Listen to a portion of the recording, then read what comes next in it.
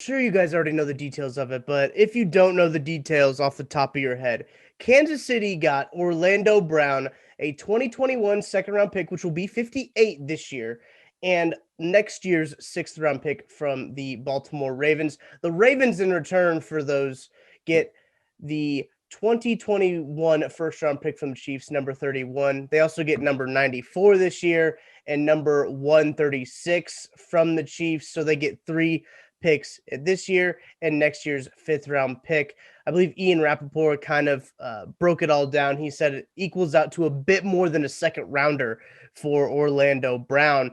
And that was the first thing I was worried about when I saw that the Chiefs traded for Orlando Brown. When it was first reported, it wasn't said all the capital that was given up. It didn't say that if the Chiefs were going to extend him. That was the first thing that worried me. I said, oh no, how much did Kansas City have to give up for Orlando Brown? Because I've been a big, I don't know what word I want to, proponent maybe of the Ravens aren't going to trade him just because of a competitive balance, right? Because Mhm. if you're thinking about, if you're the Ravens, right, put yourself in the Ravens point of view, why would you give your biggest opponent for the Yeah. Lamar Hunt trophy in your conference their biggest need? It doesn't make any sense. I still don't understand really why they did this trade. There's some Ravens fans that think like, oh, we swindled the Chiefs out of this one. We got 2 good years and a bunch of draft picks this year. Okay, you can play that game if you want, the futures draft pick game. I like the proven player right here. I think that Brett Veach likes the proven player here. There's probably a lot of people in Chiefs Kingdom that likes the proven player here. Oh yeah. And there are some things that I'm wary about. I wouldn't say that I'm worried. I'm saying I'm just being cautious about. That we'll talk about later. But with when this compensation came in, Mark, I know you already said that you thought it was a good deal. When you saw all the compensation come through, did it take you a while to say like, "Oh my gosh, the Chiefs actually got a good deal out of this"?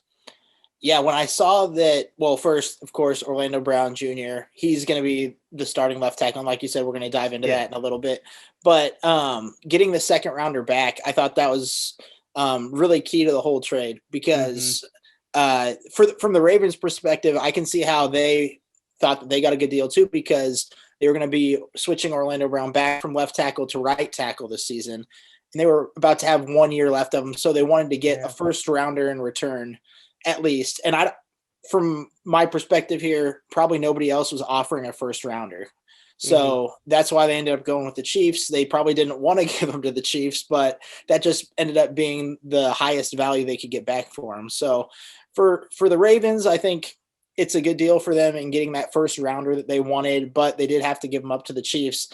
For the Chiefs, they're getting a starting left tackle Right. and a second round draft pick. And like I said, I was a little nervous that they were giving up a first rounder, a third rounder, and a fourth rounder, not getting the second rounder in return. So seeing Mhm. that definitely made me think that it was a good move for the Chiefs because they still have two picks in the top 64. Right. And I think that that's pretty big, especially for this year's draft. The Chiefs now will only have 5 picks, I believe. Nothing wrong with that. There's nothing wrong with having only 5 picks. And Mark, we'll talk about what we think the Chiefs will do with their picks here in a little bit. But I really think that the more I started thinking about this deal, digesting this deal, looking at all the assets, and it was even reported by NFL Network's Mike Garafolo, the plan is for Brown to play this year out on his deal and then see, if he can get an extension from the Chiefs. Now he is a franchise tag candidate for next season. I don't know if that's necessarily the right path the Chiefs want to take because the way that Brett Veach structures contracts is very beneficial for the team, right? If he goes Yeah. the low cap hits up front and then stacks them out at the end. We all know that. We're all familiar with how Brett Veach swindles the cap and all that circumstances. But I really like this move for just the proven commodity. He's been in the league for 3 years. He's been to a Pro Bowl twice. So that's pretty impressive for Orlando Brown. Now, if you remember, I remember this because I woke up early to watch the offensive line pro day when he was coming out of Oklahoma. Um, Mhm. he did not test very well at his pro day and at his combine. They did not. He didn't test very well. Kind of fell in the draft a little bit, but has proven to be a pretty solid offensive lineman at Baltimore. And that's one of the things that kind of, I guess, catches me up on this whole Orlando Brown thing. No doubt that he's a top tackle in the league. PFF ranks him as a top 25 tackle last season. Just in general, I believe he played 11 games at left tackle last season. Mhm. But he's coming from a very run-heavy scheme in Baltimore to a pretty pass-heavy scheme in Kansas City. So I'm really going to be curious to see how he adjusts to that. Not only how he adjusts to that, but how he adjusts from going to the right side to the left side. I do think last year playing 11 games on the left side is going to help that adjustment a little bit.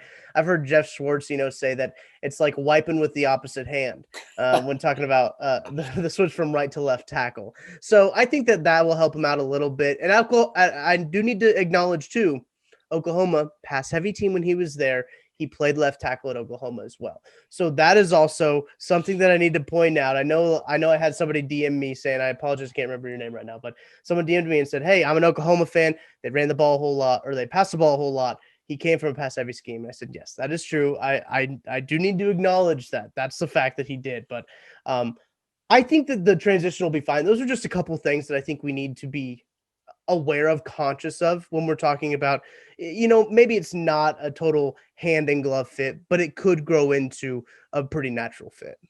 Yeah, I think the fact that, like you said, he did play left tackle at college in a kind of West Coast style offense there Mm-hmm. in Oklahoma. And Patrick Mahomes, he's not Lamar Jackson, but he's Yeah. shown that he can move around the pocket when he needs to, and he hasn't always had the greatest offensive line in front of him. So he's shown that he can move around if he needs to. You don't want him to have to run around all the time, of course. That's not the goal, but Mm-hmm. I think Orlando Brown will be able to make the transition over and be able to play really well from the left side. And playing next to Joe Tooney is going to be nice. That's just going to be it's fun that they pretty much overhauled the entire offensive line. We're going to be seeing new Right. faces out there. Not just Orlando Brown, but like across the whole line could be brand new starters. So it's exciting to see. It's kind of nerve wracking because it takes a little bit for everybody to have the camaraderie up there up front, but it's exciting as a fan base. I'm sure Mahomes, he's back to emoji Mahomes with his smiley faces after seeing that trade. So, if Mahomes is happy, I think we could be happy too. That's a good point, Mark. If Mahomes is happy, we should be happy too. There was a lot of people, a lot of Kansas City Chiefs members tweeting about that move, and they were approving it. When QB1 approves, you got to approve of it too. And you mentioned something that I kind of wanted to talk about next. Is this overhauled offensive line? Brett Veach did a really good job this offseason, I think. Maybe if he would have been able to bring back Ryder instead of Blythe, I would say he did a perfect job. Because I do think Ryder is a step up than Blythe. I think they're very similar type players, but Ryder's just better in the pass game. Blythe's the only one that Mahomes didn't do an emoji for. You're right. No, Yeah. I mean, no offense to Blythe, but it's just the facts. So, I Yeah. mean, I have to put that out there. We here at Arrowhead Report doing the hard hitting reporting. We keep track of the emojis for Patrick Mahomes when he tweets them out, when he doesn't. We know it. We got a spreadsheet. It's all over the place. We have charted all of Patrick Mahomes' tweets. We're doing the important hard hitting information. Yeah, that's a good point. I knew that he didn't do one. I couldn't remember if it was Jaron Reed or if it was Austin Blythe, but I'm glad that you remembered because I wanted to bring it up, but I wasn't sure who it was. Yeah, it was Blythe, and the center quarterback relationship is huge. So Yeah. I don't know if it's a slight at Blythe or just wanting to respect Ryder because Ryder's still a free Mm, agent. So yeah. I think that could be part of it too. He didn't want to say too much until maybe Ryder signed on to a new team, but I'm sure him and Blythe will get their work in the offseason together and have a great relationship by the time the season starts. I'm curious too if Austin Ryder's still an option. Like, if he's still out there and he hasn't signed a deal yet, I haven't really heard any teams looking at him. Now, we heard news that Eric Fisher's looking at other teams. Fine. Okay. Mm-hmm. Now the Chiefs traded for Orlando Brown. That feels a little bit better, right? I Yeah. know when that news first came out, we're just like, no, not Eric Fisher. What if we want him later in the season? I know a lot of Mm-hmm. people were like that, but personally, I never put too much stock into either Schwartz or Fisher coming back. Both of those guys' injuries, kind of a big deal. But Mm-hmm.